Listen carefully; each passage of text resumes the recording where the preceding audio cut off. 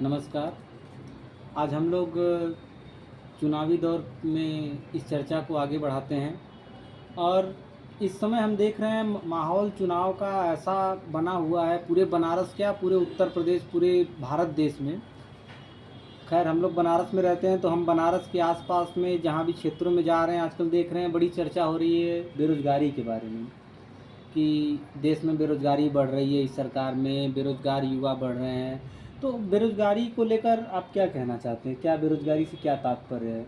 क्या उन्हें सरकारी नौकरी ही रोज़गार प्रदान करेगी? रोज़गार और नौकरी में लोग फ़र्क नहीं पैदा कर पा रहे हाँ, हैं कि क्या फ़र्क है? रोज़गार नौकरी में लोग फ़र्क नहीं पैदा कर पा रहे हैं, पहली बात। हुँ, दूसरी बात कि बेरोज़गारी के मूल कारण लोग ध्यान नहीं दे रहे हैं। जैसे हमारा देश सोने की चिड़िया था तो किस बुते था? वह जो है बाबूगिरी वाली पढ़ाई के बुते नहीं था। उस हुँ, समय जो शिक्षा थी वो तरह-तरह के हुनर सिखाने वाली थी, हुँ, तरह-तरह की कलाएँ सिखाने वाली थी। तो हमको वही ध्यान देना होगा कि हमारी शिक्षा कैसी है। हमारी हुँ, शिक्षा निश्चित तौर पर मैकाले द्वारा स्थापित की गई और यह वो शिक्षा है जो कि हमको किसी तरह की कला नहीं सिखाती, किसी तरह की मतलब हाँ, किसी तरह का हुनर नहीं सिखाती। तो इसमें मतलब रोज़गार कहाँ से? कलाहीन शिक्षा हाँ, तो है। इसमें रोज़गार कहाँ से पैदा होगा? केवल नौकरी पैदा हो सकती है, नौकरी भी बहुत ऊँचे स्तर की नहीं, हुँ, वो भी निम्न स्तर की।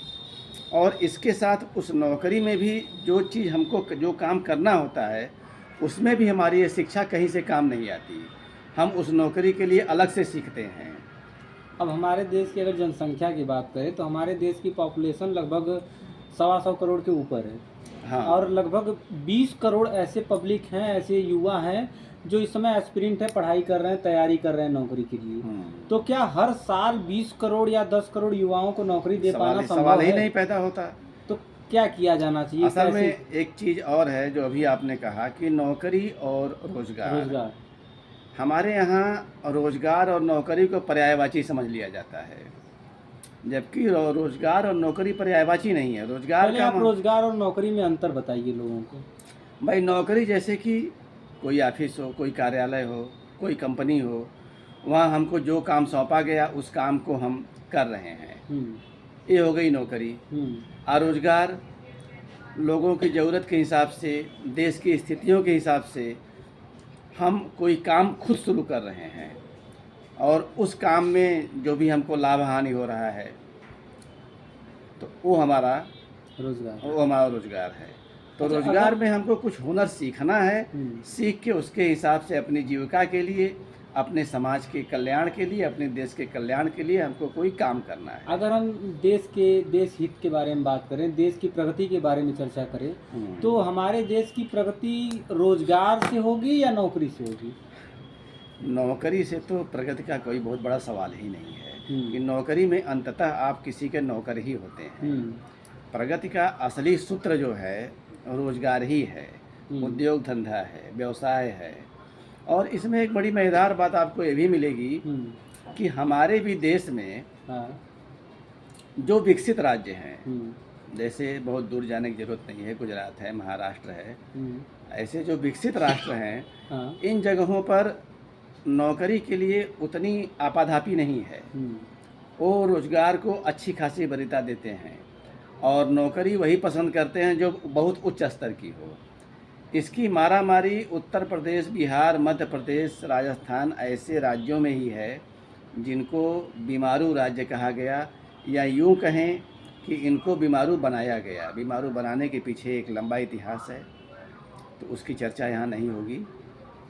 तो अच्छा हमारे यहाँ एक एक सवाल छोटा-सा है हुँ, कि हमारे उत्तर प्रदेश और बिहार के आसपास के जितने भी राज्य हैं, हुँ, यहाँ की स्थिति ये है कि अगर कोई व्यक्ति प्राइवेट जॉब कर रहा है या रोज़गार कर रहा है हुँ, और उस रोज़गार से वो 60,000, 70,000, 80,000 कमा रहा है। लेकिन वहीं पर अगर कोई दूसरा व्यक्ति है जो सरकारी नौकरी कर रहा है, चपरासी है, 20,000, 30,000 कमा रहा है, तो उस 80,000 वाले से 30,000 को ज़्यादा जो है तवज्जो दिया जाता है। क्यों? दरअसल इसमें सरकारी नौकरी का कुछ विशेष आकर्षण है और वो विशेष आकर्षण सिर्फ 3 शब्दों में बयान किया जा सकता हुँ, है। चोरी, सिनाजोरी, हुँ, हरामखोरी। हरामखोरी। चोरी यानी हमको तनख्वाह तो मिल ही रही है, उसके अलावा हम ऊपरी कमाई कर रहे हैं। और काम उतना कर नहीं रहे हैं। हाँ, उस चोरी को हम ऊपरी कमाई बोलते हैं, जबकि सही शब्द उसके लिए चोरी ही है। और सीना चोरी यानी हम काम भी नहीं करेंगे, तनख्वाह तो मिलने ही वाली है, काम नहीं करेंगे, मन करेगा करेंगे, नहीं करेंगे। ऐसा देखने को बहुत हाँ, मिलता ये है। सीना चोरी है। हरामखोरी यानी काम न करने की बात है, मतलब पूरी लूट खसोट की छूट, हाँ। काम न करने की छूट, इन सब चीज़ों से सरकार, और इसके साथ साथ गारंटी कि हमारी नौकरी कोई ले नहीं सकता है। कोई ले नहीं सकता। हाँ, तो हम काम करें या ना करें, काम नौकरी करें या ना नहीं करें, हम चोरी करें या ईमानदारी करें, इससे हाँ। कोई फर्क नहीं पड़ता, हमारी नौकरी कोई खा नहीं सकता है। तो इस चीज़ की गारंटी लोगों को बड़ी आकर्षित करती है। नहीं तो सच्चाई तो यह है कि प्राइवेट कंपनियों का वेतन जितना होता है ऊंचे स्तर पर पहुंचते पहुंचते उतना किसी सरकारी नौकरी में कहीं वेतन संभव ही नहीं है।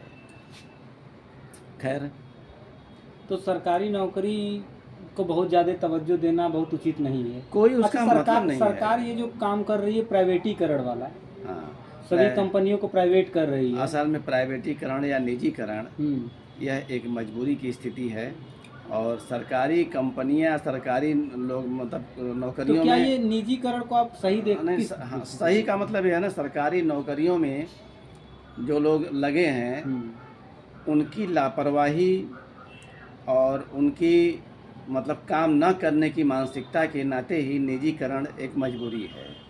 क्योंकि सरकारी कंपनी में क्या है या सरकारी विभागों में क्या है कि विभाग डूबे या रहे, कंपनी डूबे या रहे, हमको क्या लेना देना, हमको तो हमारी तनख्वाह मिलती रहेगी, हमारी कमाई होती रहेगी। जैसे बीएसएनएल को ही देख लीजिए। हाँ, और निजी कंपनी में क्या है कि निजी कंपनी का मालिक तो एक एक पैसा जोड़ के चलेगा कि हमारा इसमें लाभ होना चाहिए, नुकसान नहीं होना चाहिए, तो निश्चित तौर पर उसमें कार्यकुशलता रहेगी। जनता को किसमें प्रॉफिट है?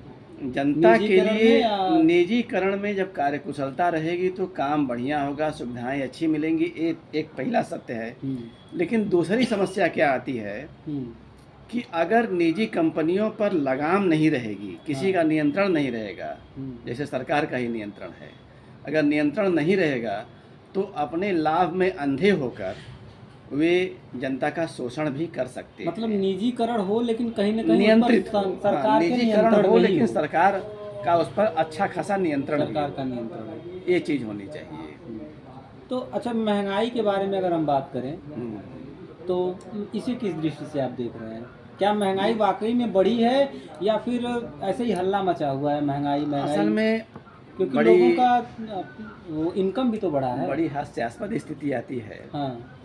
कि लोग इतने बड़े निर्णय के समय, यानी अपनी सरकार चुनने के निर्णय के समय बहुत हल्के में जो है चीज़ों का मतलब दिखदार या चीज़ों को देखते हैं। जैसे तत्काल हमको थोड़ी महंगाई दिख गई और हमें उसका असंतोष हो गया। हाँ।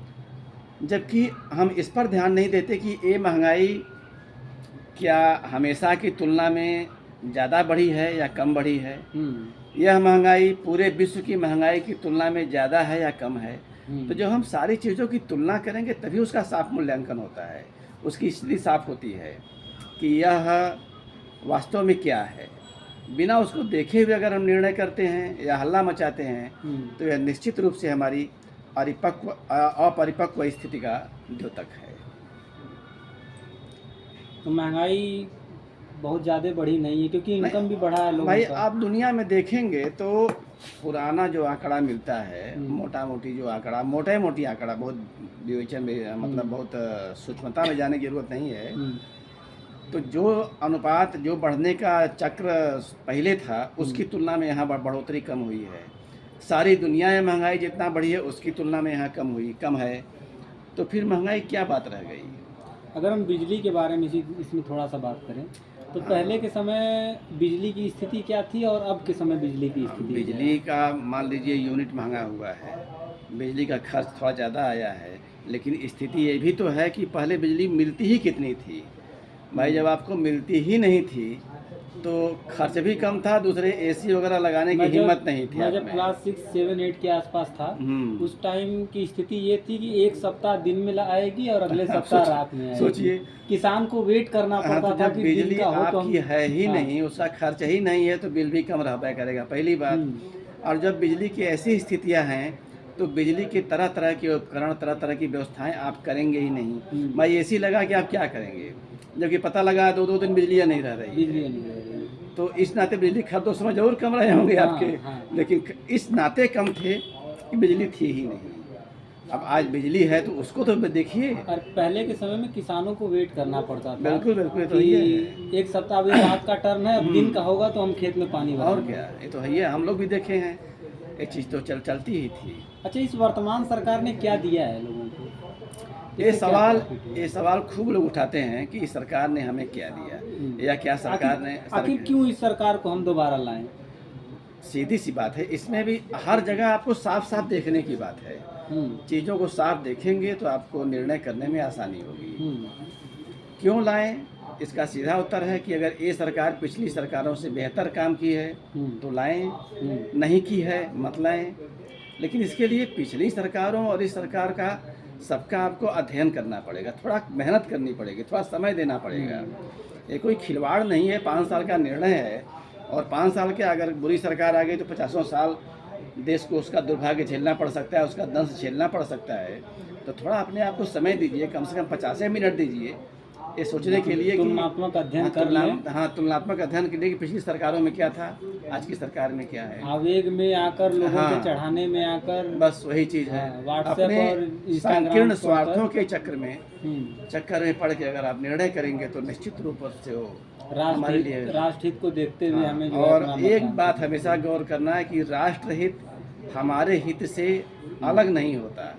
अगर राष्ट्र का नुकसान होगा, राष्ट्र का मतलब किसी तरह से हानि होगी, तो निश्चित तौर पर आज नहीं तो कल उसका दुष्परिणाम हमें भी झेलना पड़ेगा। राष्ट्रहित सर्वोपरि। वो हमारा संपूर्ण स्वार्थ वास्तव में है, वो कोई आसमानी चीज़ नहीं है, वो हमारा संपूर्ण स्वार्थ है। अच्छा, एक लास्ट टॉपिक पर हम बात करना चाहेंगे कि क्या सच में ईवीएम हैक होता है कि ऐसे ही बस हवाई बातें बनाई जा रही हैं? इतनी तकनीकी जानकारी तो यहाँ नहीं है, हम लोग मतलब कोई तकनीक के नहीं, नहीं, वहाँ पे कोई वाईफाई लेकिन या नेट वगैरह वाला सिस्टम तो है नहीं। दूसरी चीज़ तो खुद सीधे सीधे चीज़ों को देखेंगे जब कई जगह से, तो वो अपने आप समझ में आ जाता है। जैसे जहाँ परिणाम विपक्षी पार्टियों के हित में होते हैं वहाँ ईवीएम के लिए कोई दिक्कत नहीं है, जहाँ परिणाम उनके अनुकूल नहीं हुए वहाँ ईवीएम का रोना हो जाता है। तो ये तो सिर्फ मतलब मौके मौके की बात है, मीठा मीठा गप, कड़ुआ कड़ुआ थू। हाँ, तो सीधा सीधा मामला तो क्या इस बार भी लग रहा है कि ईवीएम बदनाम होगी? हाँ, वो तो होना है। वो एक गाना है, ईवीएम बदनाम हुआ भाजपा तेरे लिए। तो भाजपा के लिए हाँ, जो तो है अगर बदनाम भाजपा हो के पक्ष जाती में है। फैसले आते हैं तो ईवीएम को बदनाम तो होना ही होना है, उससे बदनाम होना, उसके ऊपर दाग लगेगा। दाग लगेगा, लगाना तय है। जब सामने वाले बैठे हैं कि दाग लगाना ही लगाना है तो लगेगा ही। चलिए, ठीक है, अच्छा, नमस्कार।